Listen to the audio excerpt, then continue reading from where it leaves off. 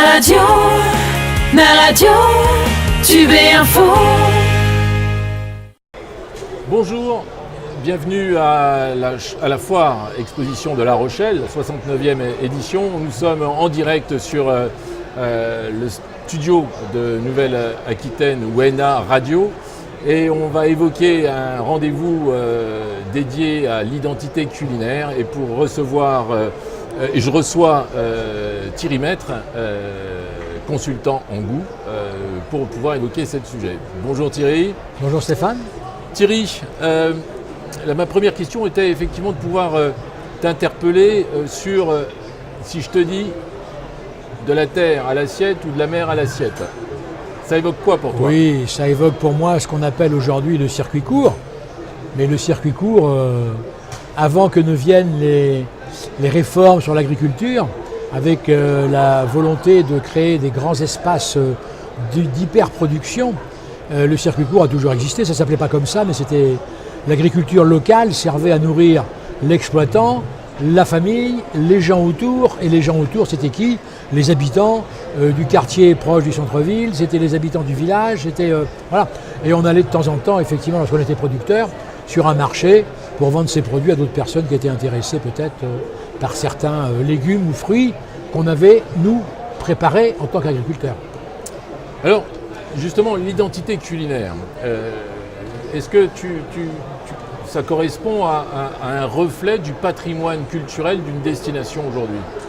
Complètement.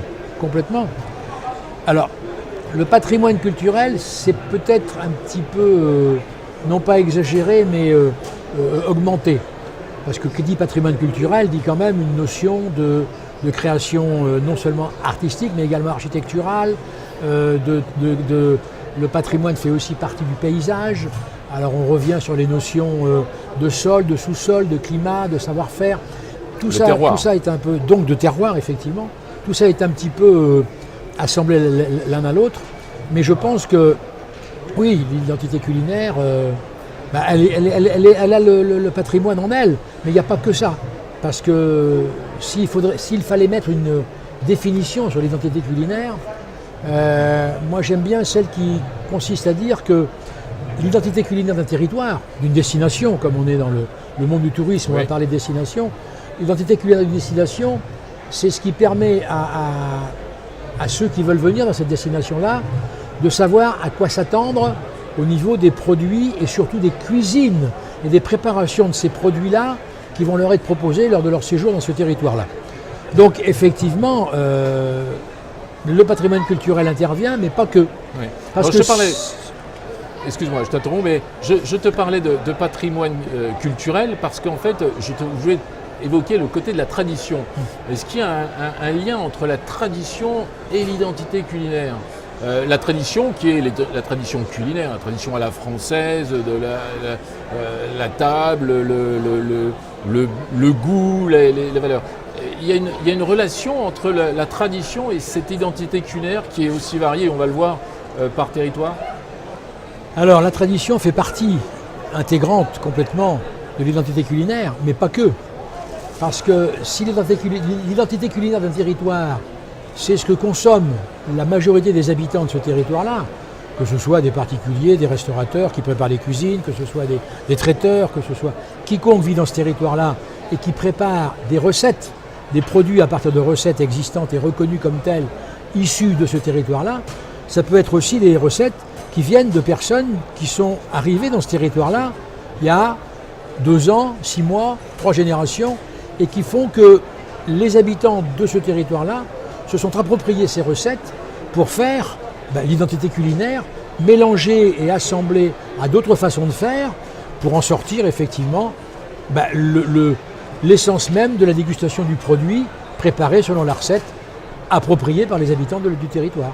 Donc si on voulait parler d'une définition de l'identité culinaire d'un territoire, d'une destination, on évoquerait les produits de cette destination, on évoquerait les recettes de cette destination, ou en tout cas les recettes qui ont pu être véhiculées, si je retiens bien, par rapport au déplacement des populations en fonction de leur origine. On pourrait y associer également les modes de cuisson, parce qu'on peut aller aussi jusqu'au matériel élaboré, c'est-à-dire qu'on n'utilise pas forcément une casserole ou un faitout ou une poêle, on utilise effectivement des matériels différents, des modes de cuisson et des durées de cuisson différentes. Tout ça, en fin de compte, c'est un peu l'ADN d'une destination, c'est l'identité culinaire.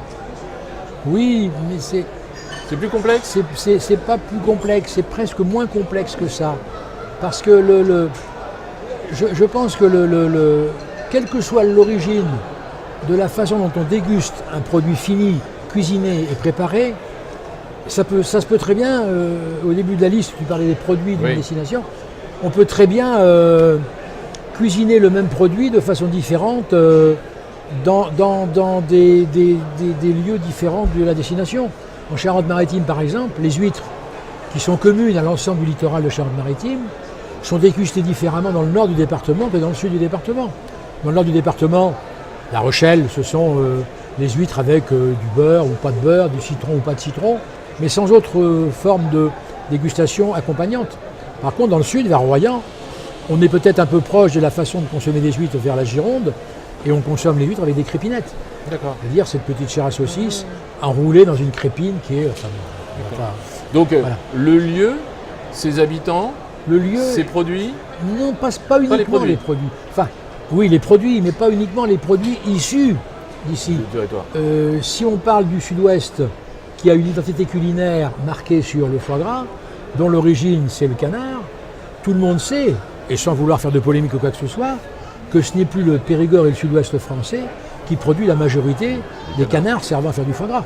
Il y a des élevages dans beaucoup de pays du monde et qui ont quand même le droit de s'appeler effectivement foie gras lorsqu'on cuisine ce produit-là. En fait, une destination avec une forte identité culinaire n'est pas forcément un bassin de production. Non, à mon avis non. À mon avis non. Donc tu prends l'exemple par exemple du sud-ouest, mais on peut prendre aussi d'autres exemples. Sur d'autres destinations, c'est-à-dire la Charente-Maritime en fait. Alors c'est le contraire, la Charente-Maritime. La Charente-Maritime et l'ancien Poitou-Charentes est producteur de nombreux produits.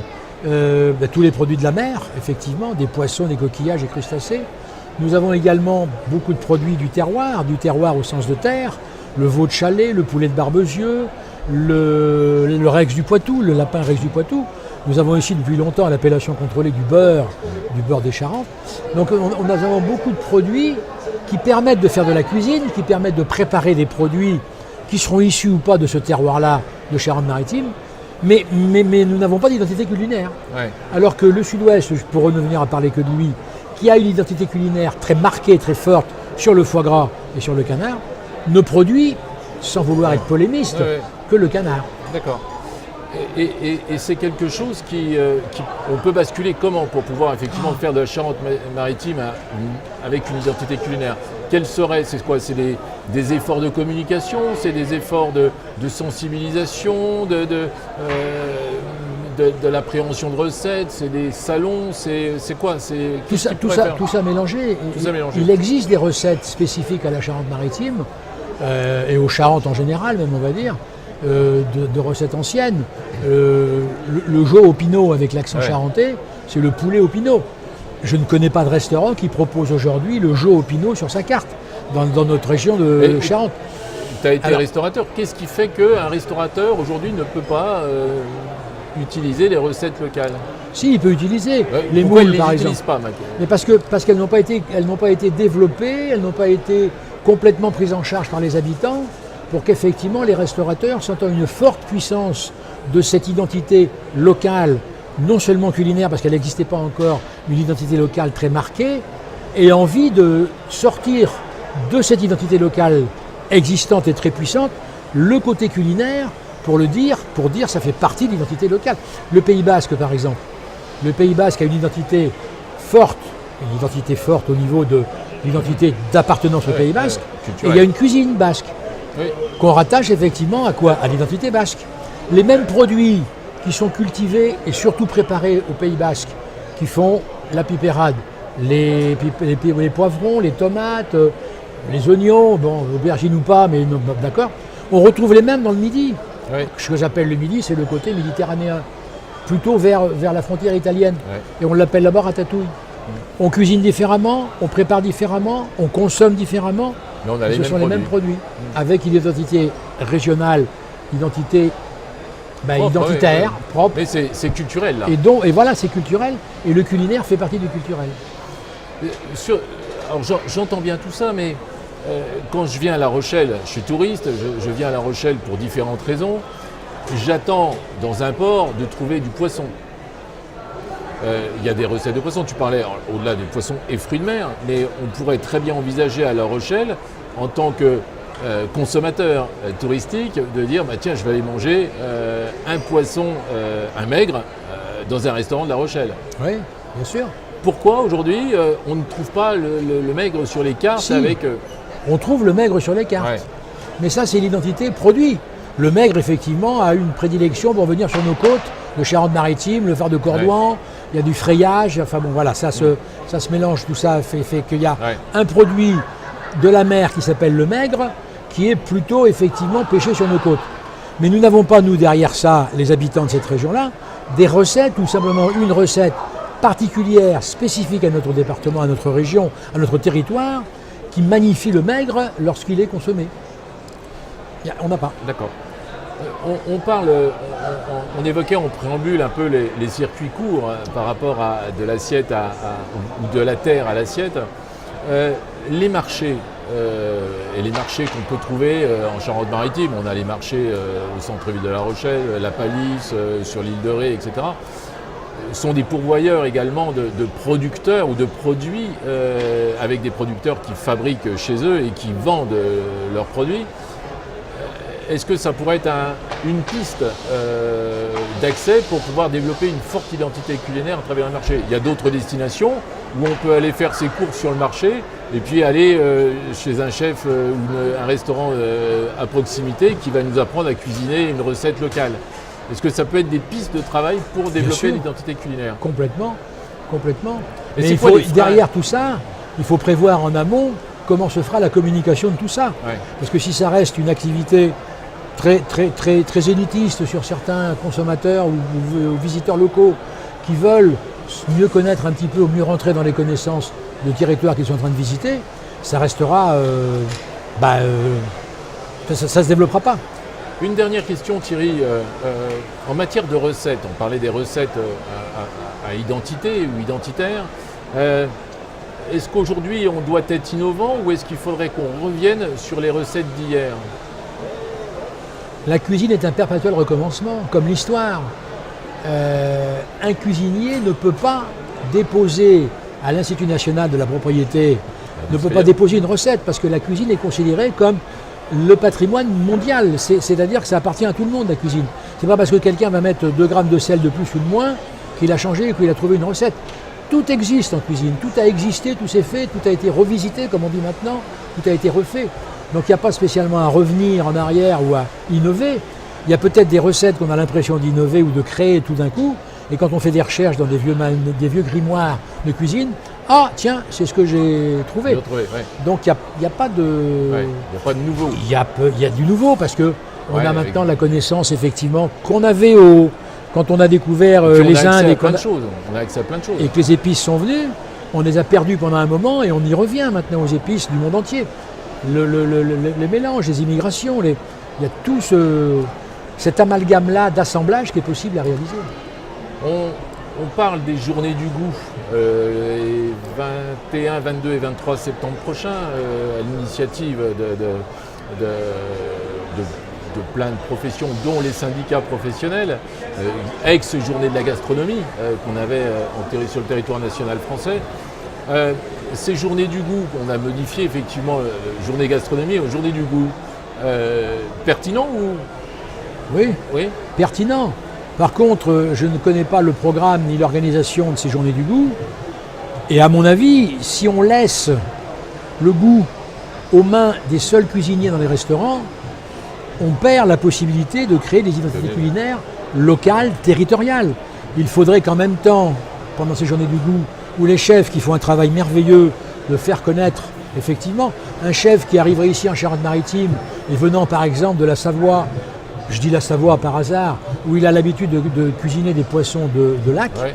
tout d'un coup se trouver avec des poissons d'eau de mer et peut-être apporter sa notion à lui de cuisson, de différents assaisonnements ou des choses comme ça, peut permettre, si pas d'innover, d'au moins créer une nouvelle piste. Mais il faut absolument, pour qu'il y ait une identité culinaire, que la population s'approprie les recettes, les développe, les fasse connaître, et que ce soit effectivement également en aval, les chefs dans les restaurants, qui les proposent pour que les touristes ramènent ça ensuite après chez eux et incitent leurs voisins, leurs amis, leurs copains et leurs familles à se dire lors d'une réunion entre copains, entre amis, en famille, Ça vient de... la Charente-Maritime, ah ben on y va la prochaine fois. Hein. Eh bien, ça sera le mot de la fin. Merci Thierry, merci de ce temps d'échange. On n'aura jamais assez de temps pour pouvoir évoquer ce sujet, c'est hyper passionnant. En tout cas, je tiens à te remercier une nouvelle fois pour ce temps et cette disponibilité pour pouvoir évoquer les choses. Je tiens à te remercier et à très bientôt. Au revoir. Au revoir, merci Stéphane.